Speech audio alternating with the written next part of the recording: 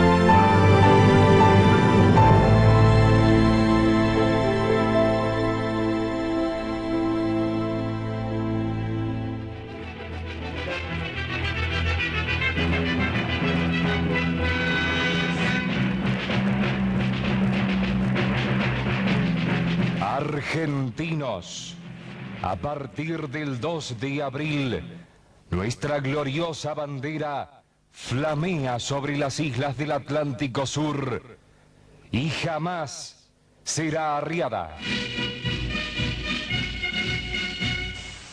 Corresponde el territorio de las islas del Atlántico Sur. Es a la gobernación de la Tierra del Fuego. Más que las recuperamos por fin de cuántos años. Sí, la verdad que el ejército ha cumplido con lo de ellos. ¡Viva la patria! La suerte porque sabe que venimos a defender a la patria. Que cayeron. Aparentemente le hemos infligido 3 bajas. Durante la visita del presidente Galtieri a nuestro archipiélago. La diplomacia que junto con los hombres de armas... Específicamente en Casa de Gobierno. Miren ustedes. Yo les puedo asegurar que no pasan frío porque tienen muchísimo abrigo y van a volver con algunos kilos de más porque comen mejor que en casa.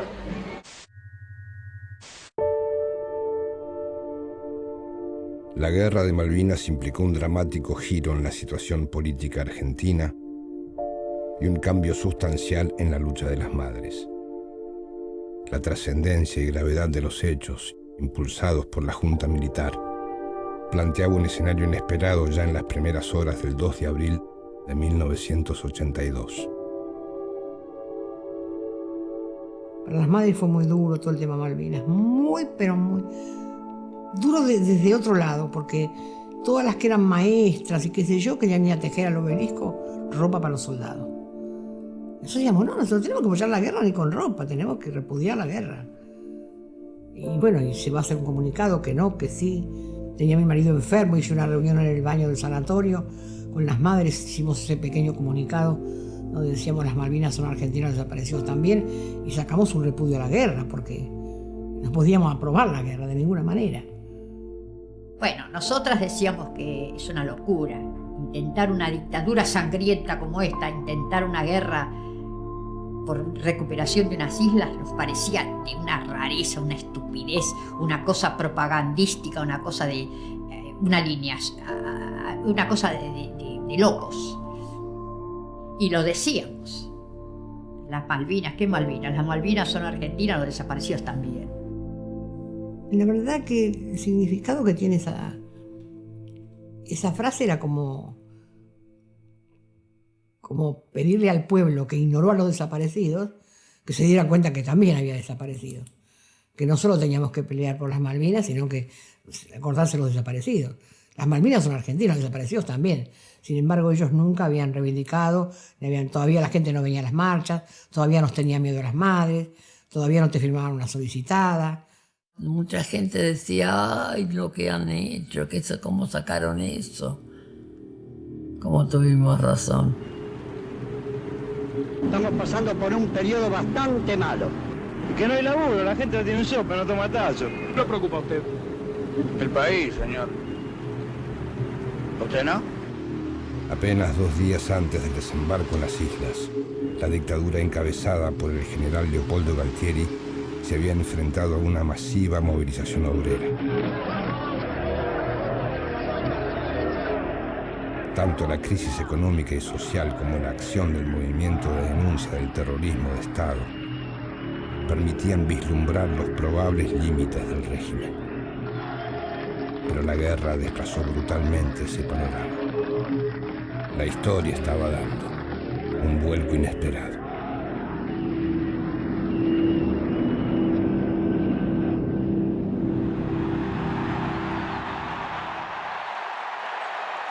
Transcurridas algunas pocas horas desde el desembarco, comenzaron a observarse las primeras reacciones favorables al gobierno. Que sepa el mundo, América, que un pueblo con voluntad decidida como el pueblo argentino, si quieren venir, que vengan, les presentaremos batalla.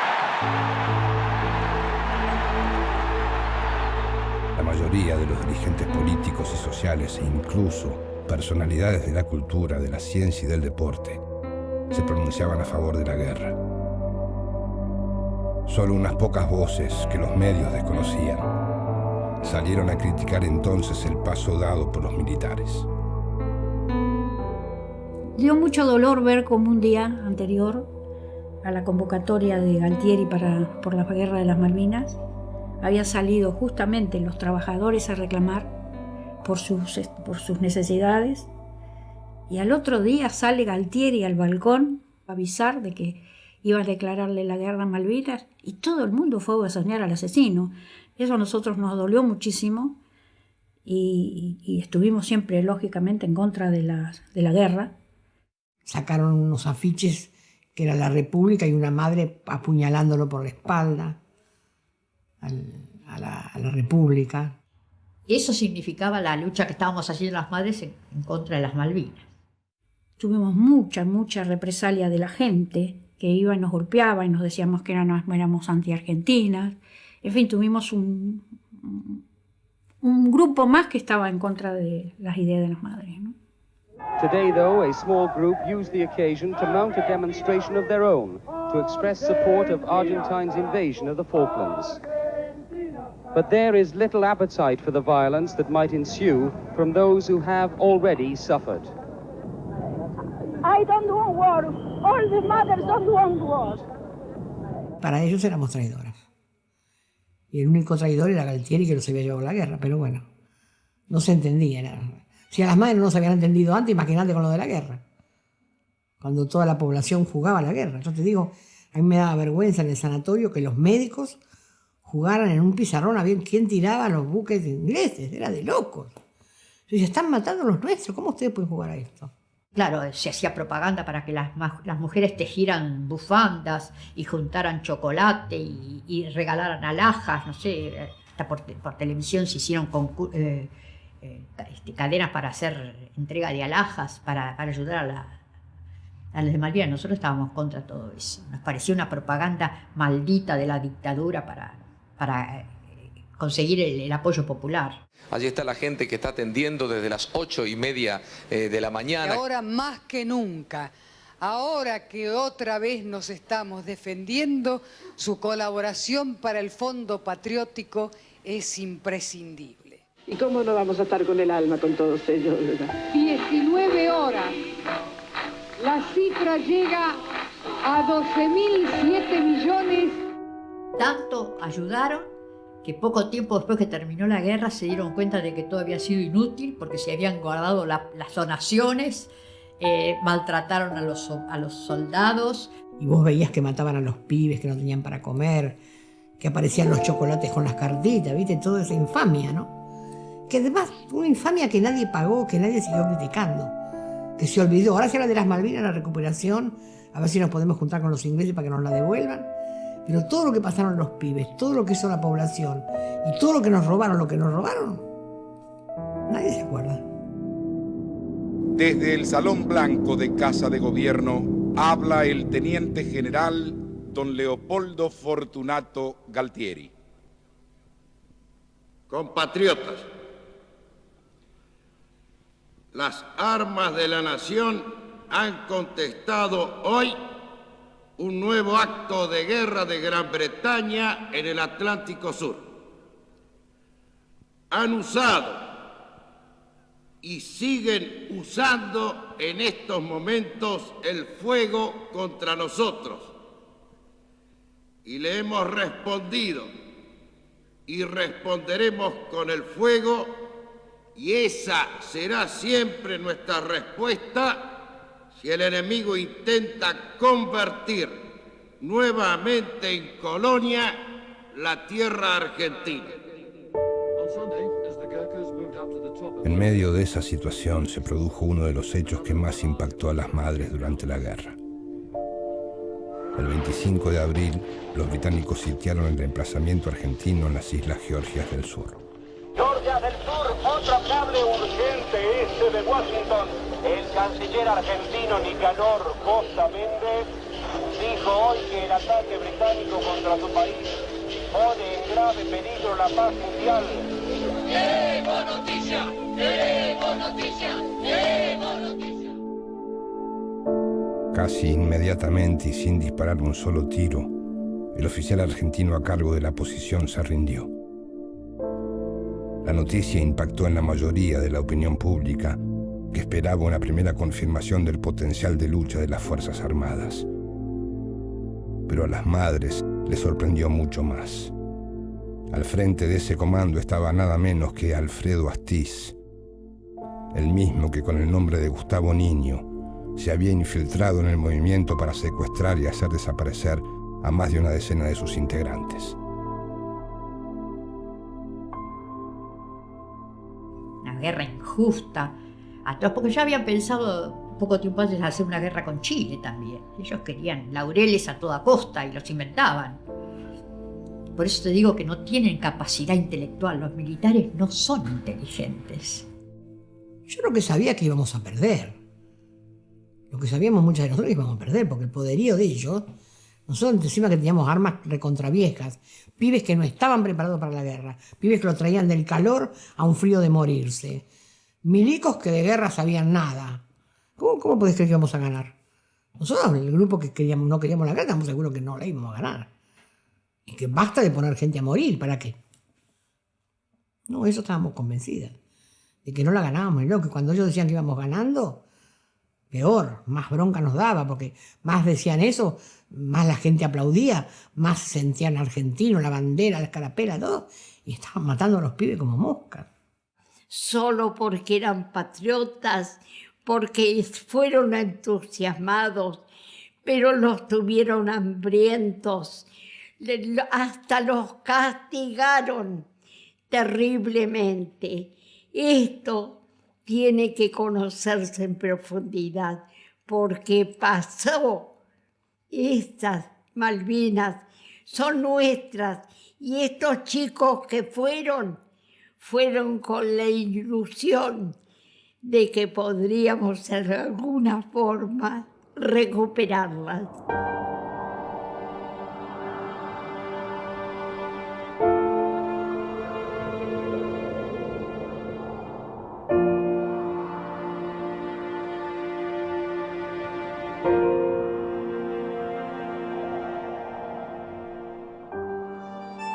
A medida que se filtraba del cerco informativo la verdadera situación en el frente, la dirigencia social y política comenzó a tomar distancia del gobierno y a asumir una posición más crítica, poniendo simultáneamente el acento en una salida negociada a través de la vía diplomática. El combate de Puerto Argentino ha finalizado. La derrota en Malvinas desencadenó una grave crisis. La ruina política, social y económica que se había puesto en evidencia en la movilización del 30 de marzo de 1982 y que había sido desplazada del centro de la escena por la guerra, volvió a un primer plano.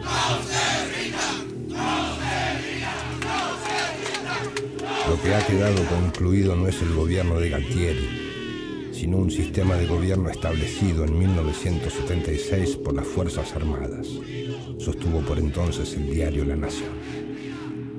Eran los propios sectores de poder los que advertían que la dictadura estaba agotada y que había que encontrar otra estructura de gobierno.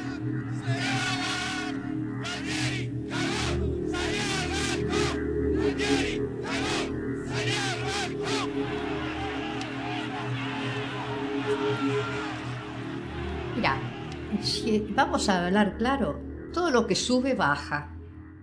Y nadie llegó arriba y se quedó. Las dictaduras del mundo y de la historia nos demuestran que siempre se acaban. Y esta empezó a tener sus lados flacos.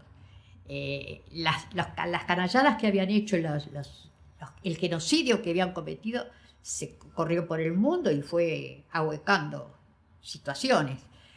La guerra de Malvinas, la situación económica, todo fue influyendo. La guerra de Malvinas fue un corolario importante. La gente sabía lo que estaba pasando en Argentina, ya no era oscuro. Entonces los militares ya no podían seguir tapando el sol con las manos.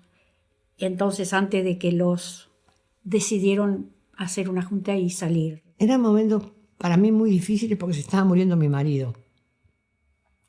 Me costaba mucho leer política, me costaba mucho discutir, me costaba mucho ir a las reuniones. Yo lo que sentía es que, o lo que había hablado con alguna gente que venía a mi casa, es que había mucho oportunismo. Y que muchos querían llegar a ese poder, pero por oportunismo, no porque querían cambiar nada. Y también me daba mucha preocupación, y yo hablaba con uno de nuestros padres, con Carlos Ramírez Abella, y yo le decía, es tremendo, Carlos, porque te das cuenta que otra vez van a reivindicar a los mismos milicos o a los mismos que hicieron el plan económico. No es que iban a entrar otros. Y eso también te daba miedo, porque iban a entrar con una cara para hacer lo mismo que hacían nosotros. El 22 de junio se comunicó oficialmente que el ejército se hacía cargo unilateralmente del poder ejecutivo y se nombraba a Viñone como presidente del país. Así los marinos y aviadores se desligaban del gobierno y la junta se desintegraba. En esa encrucijada, un grupo de dirigentes de los principales partidos políticos, a excepción de las agrupaciones de izquierda, se apresuró a reunirse con Viñone en el Congreso de la Nación para investirlo de la mínima legitimidad necesaria para mantenerse en el poder. Con ese significativo aval de los políticos, Viñone asumió la presidencia.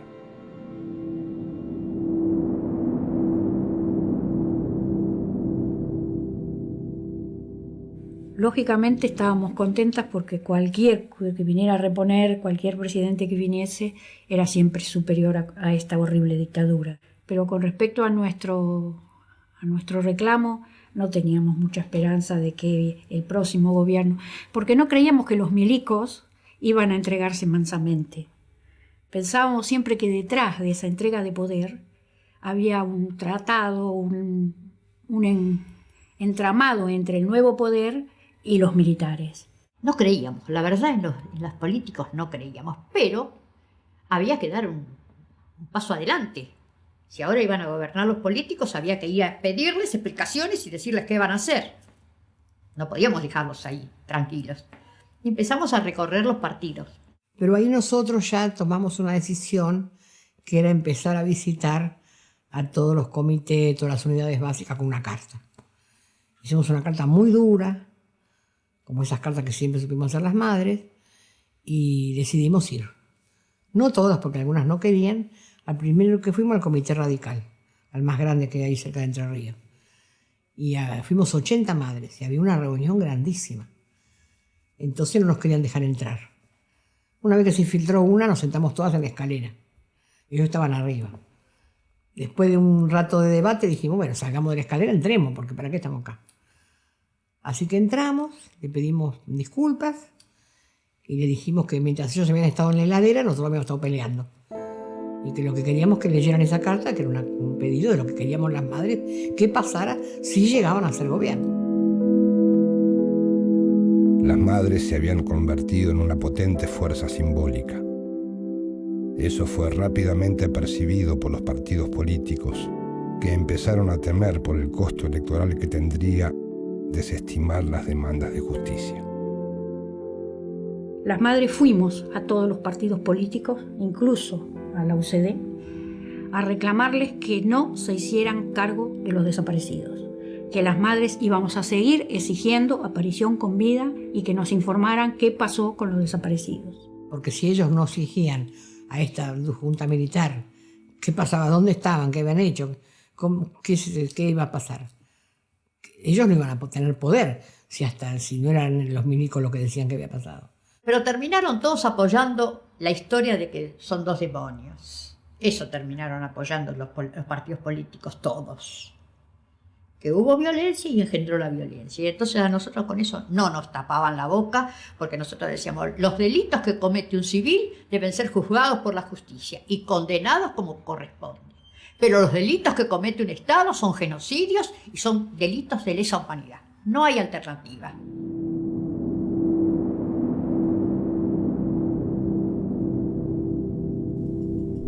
El excelentísimo señor presidente de la Nación. El 28 de febrero de 1983, el dictador Viñone anunció las elecciones que se realizarían el 30 de octubre de ese mismo año. Ante el fracaso del acuerdo propuesto por los militares a los políticos, provocado por la presión de las madres y el movimiento de denuncia contra el terrorismo de Estado, la Cuarta Junta Militar emite el llamado Informe Final, un acta institucional que daba por cerrado el tema de los desaparecidos y evitaba toda investigación futura sobre las violaciones a los derechos humanos. Los altos mandos de las Fuerzas Armadas asumían la responsabilidad histórica por todas las acciones represivas protagonizadas por las fuerzas de seguridad y se declaraba muertos a todos los desaparecidos. Sobre los resultados y consecuencias de la guerra contra la subversión y el terrorismo. Poco antes de las elecciones, Viñone firmó la ley de autoamnistía, que disponía una amnistía total a favor de los que hubieran participado tanto en acciones subversivas como en acciones antisubversivas entre el 25 de mayo de 1973 y el 17 de junio de 1982. Sin embargo, excluía de ese beneficio a los llamados subversivos que no residían en el país en el momento de la sanción de la ley. Nosotros lo que esperábamos era la justicia, saber qué pasó, cómo era, quién los mató, quiénes son los responsables. Que no, todos, nadie había hecho nada. Y salimos a eso, salimos a decirle que no íbamos a aceptar la impunidad, que no íbamos a aceptar ninguna de esas leyes de amnistía, que no íbamos a aceptar el perdón. Las protestas que tuvieron lugar a lo largo y a lo ancho del país y que en la capital federal llegaron a reunir entre 35 y 50.000 personas, solo reflejaban una mínima porción de la opinión pública que mayoritariamente se pronunciaba en contra de la impunidad. Más especulativos, los dirigentes políticos tuvieron reacciones diversas frente a la ley. Una diferenciación muy importante se estableció entre los dos principales contendientes electorales. Ítalo Luder manifestó su oposición a la norma, pero teorizó que ya no era posible volver atrás, invocando el artículo 2 del Código Penal. Raúl Alfonsín, en cambio, se pronunció por la invalidez. Porque cada madre tenía, viste, una raíz. Como mi papá lo quería Balbín, había madres que eran del PC, que tenían familiares en el PC, otras tenían madres en el peronismo, en el justicialismo. Y cada uno, viste, como empezaron a tirar para las elecciones, también empezaron a tironear con lo que pedíamos las madres. Y eso fue del principio de la descomposición, de la división que hubo en las madres. Esos eran los momentos en que empezamos a sentir que ya que la mayoría no pensábamos igual. Porque en la marcha de la resistencia, que no quisieran poner la palabra resistencia, bajó un poquito. Pero ya después se hizo mucho más complicado. Y ya entonces las diferencias se fueron ahondando, ¿viste? Porque la asamblea tenía mucho poder, porque estaba llena de políticos, movimiento ecuménico lleno de curas. Y nosotras, ¿viste? Nada de nada, no queríamos saber nada con ningún partido. Somos una organización política sin partido. No queríamos ser una ONG. Pero también eso llevó a una gran soledad. La marcha de las Madres de Plaza de Mayo en reclamo por familiares que han desaparecido. A 2 días de la asunción de un nuevo gobierno constitucional, esta es la última marcha que se realiza bajo el gobierno militar. Era la última marcha de las madres bajo la dictadura. A nadie se le escapaba el significado de ese último jueves. La movilización venía siendo preparada desde varias semanas antes. Culminaba para ellas un ciclo, desde sus dramáticos y solitarios comienzos hasta ese momento, en el que parecían haberse convertido en el símbolo de casi todos los opositores al régimen surgido en 1976. Estaban en los umbrales de una nueva época, esa que alguna vez habían anhelado como el punto de llegada, la meta en la cual alcanzarían, sino la posibilidad de encontrar con vida a sus hijos, al menos justicia. La conformidad por lo que habían logrado construir en medio del terror y el dolor se les mezclaba ese día con la satisfacción por la presencia de los miles de jóvenes que entonces las rodeaban como nuevos hijos, nacidos en esa lucha que no había tenido más razón que la vida. Esa vez la manifestación se prolongó por varias horas y al concluir su marcha en torno a la pirámide, se dirigieron por la amplia Avenida de Mayo hacia la Plaza del Congreso. Allí Eve pronunció un discurso que marcaría un punto de inflexión en la historia del movimiento.